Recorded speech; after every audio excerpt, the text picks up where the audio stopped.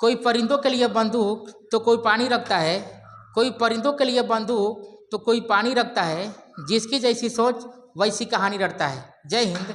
आज हम लोग अवतल दर्पण में प्रतिबिंब की स्थिति के बारे में जानेंगे प्रैक्टिकल के माध्यम से। तो टोटल 6 कंडीशन होते हैं जब अवतल दर्पण में प्रतिबिंब बनता है। पहला, जब कोई वस्तु अनंत पर होती है तो जो उसका फिगर होता है यानी प्रतिबिंब होता है वह फोकस पर बनता है और वस्तु से बहुत ही छोटा बनता है।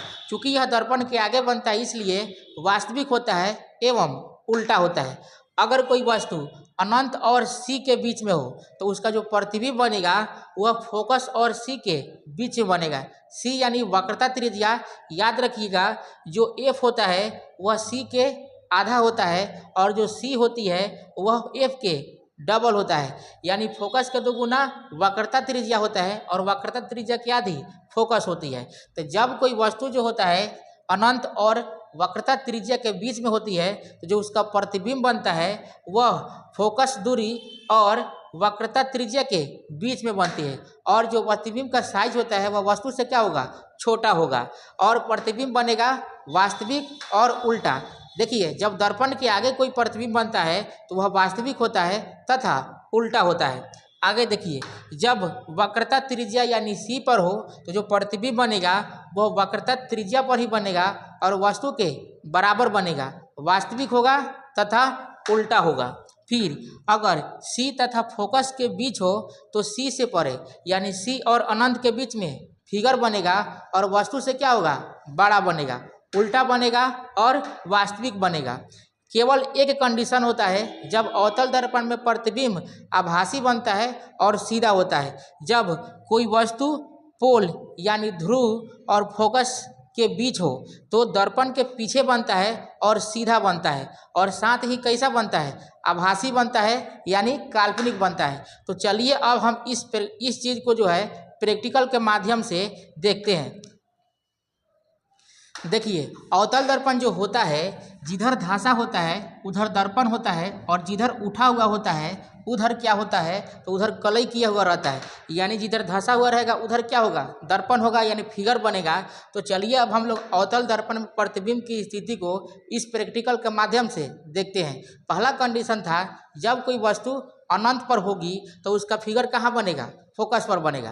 तो चलिए इस वस्तु को अनंत पर ले जा करके देखते हैं। चूंकि यह बोर्ड जो है सीमित मात्रा में है इसलिए अनंत पर तो इस वस्तु को नहीं ले जा सकते हैं, फिर भी ले जाने का प्रयास करते हैं। तो देखिए, इस वस्तु को मान लीजिए कि हम यहाँ से अनंत पर ले करके जा रहे हैं तो फिगर देखिए धीरे धीरे आगे बढ़ रहा है और बहुत ही छोटा बढ़ रहा है। जो यह पीला भाग दिख रहा है यही क्या है, फोकस है। तो जब हम इस वस्तु को अनंत पर ले जाएंगे तो फिगर देखिए कहाँ बढ़ रहा है, लगभग फोकस पर बन रहा है। जब कोई वस्तु अनंत पर होगा तो वह तो दिखेगा ही नहीं, इसलिए माना कि जो यह वस्तु जो है अनंत पर है और इसका प्रतिबिंब कहाँ बन रहा है, फोकस पर है। दूसरा कंडीशन देखिए,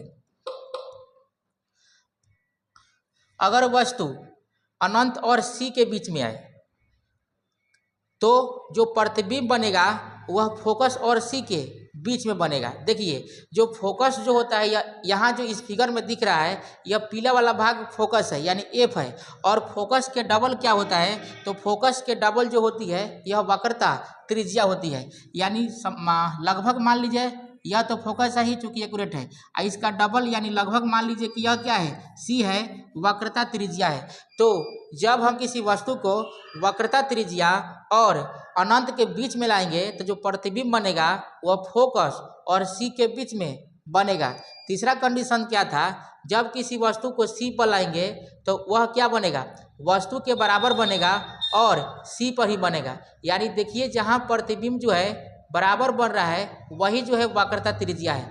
लगभग जो है देखिए यह इसकी क्या है, डबल है। यानी यह जो होता है ध्रुव होता है, पोल होता है, यह एफ होता है और इसकी डबल दूरी यानी लगभग यह क्या होता है, सी होता है। तो अगर हम किसी वस्तु को सी पर रखते हैं तो उतना ही बड़ा फिगर बनता है, उल्टा बनता है और वास्तविक बनता है। लेकिन जब अनंत पर होगा तो क्या बनेगा, बहुत ही छोटा बनेगा और फोकस पर जा करके बनेगा। लेकिन जैसे सी पर आएंगे तो सी पर ही बनेगा और वस्तु के बराबर बनेगा, वास्तविक बनेगा। लेकिन अब जैसे हम सी के आगे बढ़ेंगे यानी सी और एफ के बीच आएंगे तो जो प्रतिबिंब बनेगा वह वस्तु से कैसा बनेगा, बड़ा बनेगा, उल्टा बनेगा और सी से परे यानी सी और अनंत के बीच में बनेगा। अब जैसे हम फोकस पर आएंगे तो प्रतिबिंब कहाँ बनेगा, अनंत पर, यानी जब अनंत पर तो वस्तु का प्रतिबिंब बनेगा फोकस पर, और जब वस्तु को रखेंगे फोकस पर तो प्रतिबिंब कहाँ बनेगा, अनंत पर, और अनंत पर होगा तो हमको दिखेगा नहीं, और अनंत पर जब बनेगा तो वस्तु से बहुत ही बड़ा बनेगा लेकिन दिखेगा नहीं। अगला कंडीशन क्या था, एफ और पी के बीच में, देखिए यह जो बिंदु है इसी को पी मानते हैं, तो जब अनंत और पी के बीच में आएगा तो बनेगा कहाँ फिगर, तो दर्पण के पीछे बनेगा और सीधा बनेगा और वस्तु से क्या बनेगा, बड़ा बनेगा। तो याद रखिएगा जब दर्पण के आगे बनता है तो प्रतिबिंब उल्टा होता है और वास्तविक होता है, लेकिन जब दर्पण के पीछे जाता है तो प्रतिबिंब सीधा होता है और काल्पनिक होता है।